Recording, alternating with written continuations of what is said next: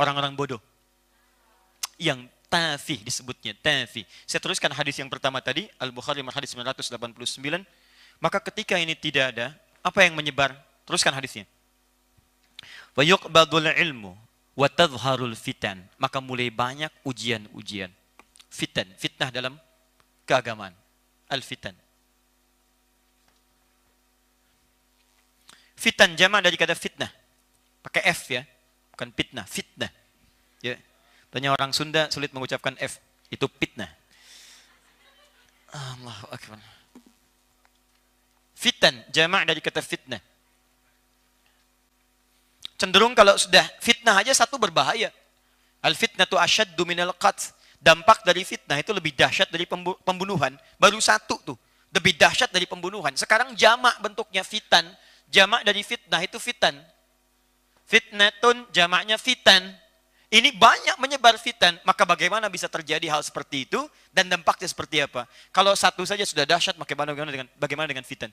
Maka nanti muncul orang-orang tiba-tiba mengajar, tiba-tiba nyampaikan fatwa, nyampaikan ini itu, menjamur semuanya itu, nyampaikan pendapat ini itu yang mohon maaf bertentangan dengan keterangan-keterangan yang pernah diajarkan oleh para ulama. Maka terjadilah tiba-tiba saling serang, tiba-tiba terjadilah saling kemudian mencela, tiba-tiba saling mengungguli, bahkan kata Nabi terpecah sebagian mereka jadi 73 golongan. Satu selamat, sebagiannya lagi kemudian jadi persoalan. Nah, teman-teman sekalian, masa-masa ini belum disebutkan kepada masa-masa terjadinya kiamat. Tapi akan tiba masa-masa kita itu disulitkan dengan keadaan seperti ini. Pindah hadis ke hadis riwayat Ibnu Majah, nomor hadis 4026. Kalau Anda masih ingat? 4026 Ibnu Majah. Lihat catatan semula. An Abi Hurairah radhiyallahu taala anhu qala, hadis riwayat sahabat Abu Hurairah, semoga Allah meridai kepada beliau. Qala Rasulullah sallallahu alaihi wasallam, satu kali beliau pernah menerima pesan dari Rasulullah SAW. Lihat kalimatnya, sayati 'alan nasi sanawatun khadda'ah. Akan datang masa-masa yang dialami oleh orang-orang, di dalamnya terdapat tahun-tahun penuh dengan kedustaan, penuh penipuan, banyak tipu daya. Teruskan ya. Ini karena ulama sudah mulai berkurang dan sebagainya. Baik. Bagian pertama, ulama sudah berkurang sehingga timbul banyak orang yang, mohon maaf bahasa hadisnya bahkan lebih kasar lagi, tafih, orang yang sangat bodoh tapi memaksakan diri kemudian untuk memberikan fatwa. Ya. Apa bahasanya? Saya tidak sanggup kalau menuliskan bahasa yang terlampau keras. Ya, kurang berilmu lah ya, atau tidak berilmu. Ini kan lebih bagus ya. Ganteng dengan jelek kan jauhnya terlampau tinggi ya, tapi kalau kita sebutkan tidak terlampau tampan kan lebih sopan. Tidak berilmu. Baik. Fokus. Ini kalau sudah banyak, yang anehnya manusia atau orang-orang cenderung meminta fatwa kepada orang-orang semacam ini, sehingga terciptalah kemudian suasana peribadahan yang tidak diinginkan, atau suasana kehidupan yang tidak nyaman. Terjadi ini sekarang. Banyak muncul ya. Tapi beruntungnya kita tidak semua ulama diwafatkan. Sekarang masih ada ulama-ulama kita. Bahkan berita baiknya, nanti saya sampaikan bagaimana cara menghadapinya. Tapi kita jangan simpulkan ulama hilang semua. Masih banyak ulama kita sekarang. Majelis ulama masih ada, yang lain teman-teman masih ada. Artinya masih ada kemungkinan yang ini diselesaikan oleh kita. Ya, baik. Nanti kita caranya seperti apa setelah ini kita bahas. Tapi poinnya adalah benih-benih menuju itu sudah didapatkan. Sudah didapatkan. Ada orang jadi rujukan. Tiba-tiba orang gak jelas, jadi kiai, didatangi, gitu kan? Nah itu hal demikian juga susah. Bahkan sudah mulai buka jam praktek dan sebagainya. Itu yang paling aneh. Nanti, dan hebatnya itu nanti diingatkan. Ada diingatkan. Salah satunya oleh pendiri Nahdlatul Ulama. Kiai Haji Muhammad Hashim bin Asy'ari. Beliau menulis 19 kitab. Kitab keduanya namanya Risalah Ahlus Sunnah wal Jamaah. Anda buka dari halaman ke-11 sampai halaman 12. Halaman 11 paling kiri, paragraf terakhir. Ya sebelah bawah, baris 1 sampai 3. Nanti akan ditunjukkan sampai yang halaman ke-12-nya. Ya itu sudah disampaikan dan positif disampaikan oleh beliau, menyebar di Jawa sebelumnya. Sampai menyebar ke beberapa tempat yang ada. Dan diminta untuk hati-hati. Tahan. Saya tahan dulu, nanti solusinya belakangan. 2. Fitan sudah muncul.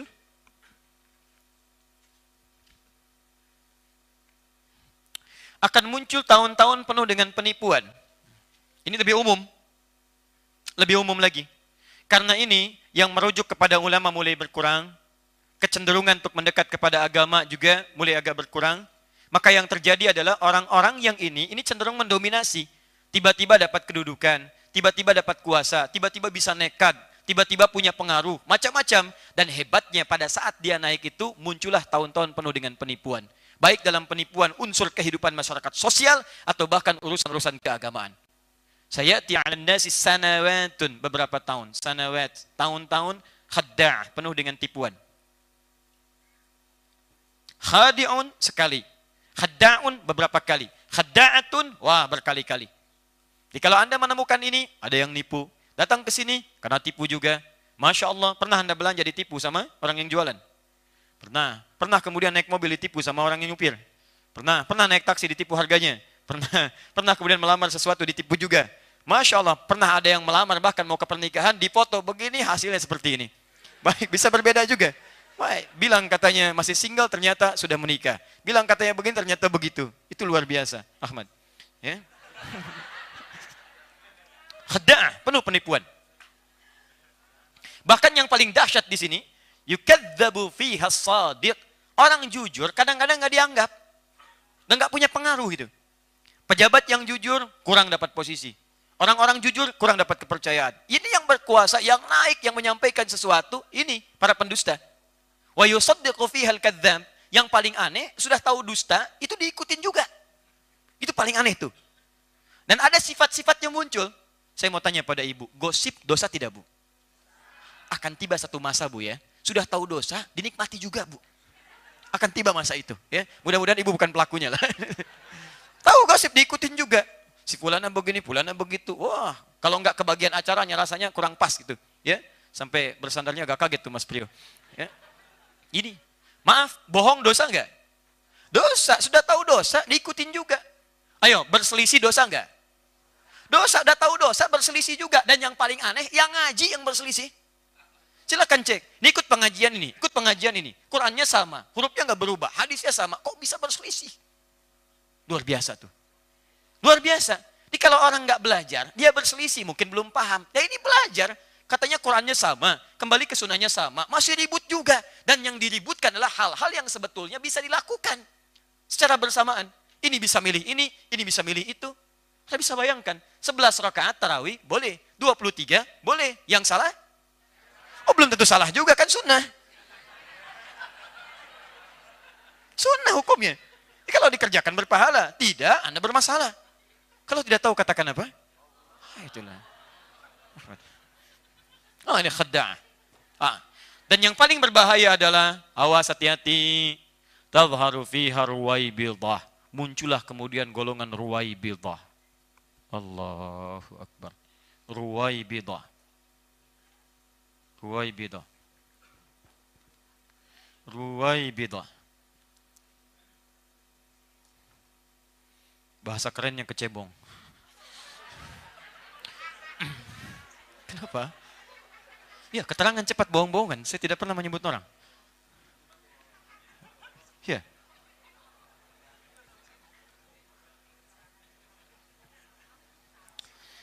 Keterangan cepat bohong-bohongan. Keputusan cepat bohong-bohongan. Kereta cepat bohong-bohongan. Sudah sini. Ruwaibidah. Fokus. Saya nggak suka mencela orang ya, nggak ada kerjaan. Apalagi mencela yang sudah tercela, buang-buang energi. Kalau ada sesuatu yang salah kita perbaiki, ya. Tapi kadang-kadang kita penting tahu istilah yang berkembang untuk kita berikan solusinya. Apa artinya ruwaibidah? Bukan. Bahas dulu. Siapa orang-orang ini? Ruwaibidah. Singkatnya adalah orang-orang yang tidak punya dasar pengetahuan, tapi bicara banyak dalam urusan kehidupan. Ini dia poinnya. Makanya tadi saya katakan keterangan cepat bohong-bohongan. Orang-orang ini adalah orang bodoh yang berbicara masalah keumatan. Terkait juga masalah syariat. Bahkan disebutnya tafih. Nggak punya dasar, nggak punya apa, tiba-tiba bicara ini itu, berikan fatwa kalau dalam masalah agama. Ya, tunjuk orang, itukan orang, sisihkan orang, bahkan hebatnya ulama aja diselisihi. Baru belajar kemarin Bu, baru hijrah, baru masuk, baru belajar, tiba-tiba sudah mendebat para ulama yang sudah puluhan tahun belajar. Ini yang paling bahaya. Nabi pernah menyampaikan, tidak akan pernah mencium bau surga orang yang ketika dia belajar berniat untuk mendebat orang lain. Dan ingat, saya bersaksi di hadapan Allah, saya tidak pernah mengajarkan Anda untuk belajar untuk mencari peluru menyoal orang lain. Saya tidak pernah mengajarkan itu.